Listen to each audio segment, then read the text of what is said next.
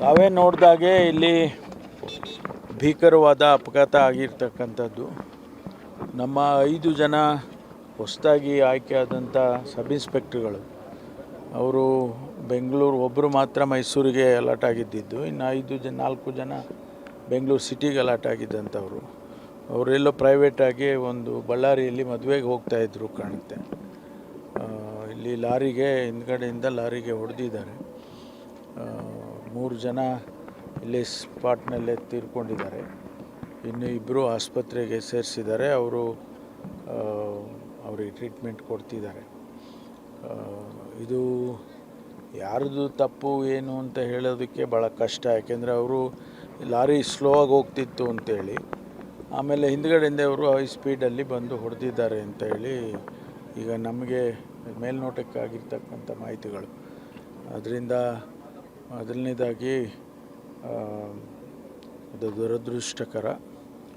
ಅವರ ಆತ್ಮಕ್ಕೆ ಶಾಂತಿಯನ್ನು ಕೋರ್ತೇನೆ ಮತ್ತು ಅವರ ಕುಟುಂಬದವರಿಗೆ ಭಗವಂತ ಅವರ ನಷ್ಟವನ್ನು ಭರಿಸ್ತಕ್ಕಂಥ ಶಕ್ತಿ ಕೊಡಲಿ ಅಂತ ಹೇಳಿ ಪ್ರಾರ್ಥನೆ ಮಾಡ್ತೇನೆ. ನಾವು ಸರ್ಕಾರ, ಇಲಾಖೆ ಯಾವ ರೀತಿ ಅವರ ಕುಟುಂಬಕ್ಕೆ ಸಹಾಯ ಮಾಡಬೇಕು ಅವೆಲ್ಲವನ್ನು ಕೂಡ ನಾವು ಮಾಡ್ತೇವೆ. ಕಾನೂನು ಪ್ರಕಾರ ಯಾವ ರೀತಿ ಸಹಾಯ ಮಾಡಬೇಕು ಅವ್ರನ್ನ ಮಾಡ್ತೀವಿ. ಅವರು ರಜೆ ಹಾಕಿದ್ದಾರೆ. ಅವರು ಆನ್ ಡ್ಯೂಟಿ ಅಂತ ಹೇಳಿ ಬರೋದಿಲ್ಲ ಅಂತ ಹೇಳಿ ಅನಿಸುತ್ತೆ. ಅದನ್ನು ಕೂಡ ನಾವು ವೆರಿಫೈ ಮಾಡ್ತೀವಿ. ಯಾಕೆಂದರೆ ಆನ್ ಡ್ಯೂಟಿಯಲ್ಲಿದ್ದರೆ ಬೇರೆ ಅವರಿಗೆ ಯಾವ ರೀತಿ ಸಹಾಯ ಮಾಡ್ಬೋದು ಇಲಾಖೆಯಲ್ಲಿ, ಆನ್ ಡ್ಯೂಟಿ ಇಲ್ಲ ಅಂತ ಹೇಳಿದರೆ ಯಾವ ರೀತಿ ಮಾಡ್ಬೋದು ಅಂತೇಳಿ ನಾವು ಚರ್ಚೆ ಮಾಡಿ ಏನೆಲ್ಲ ಸಹಾಯ ಮಾಡ್ಬೋದು ಕುಟುಂಬಗಳಿಗೆ. ಯಾಕೆಂದರೆ ಅವ್ರು ಇನ್ನೂ ಈಗ ತಾನೇ ಸರ್ವಿಸಿಗೆ ಸೇರಿದ್ದಾರೆ.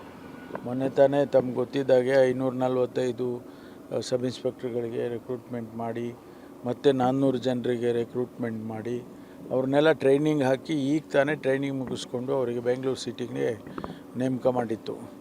ಹಾಗಾಗಿ ಅವರು ಇನ್ನು ಫ್ರೆಷರ್ಸ್, ಅವರ ಕುಟುಂಬದವರು ಅವ್ರ ಮೇಲೆ ಅವಲಂಬಿಸಿರ್ತಾರೆ.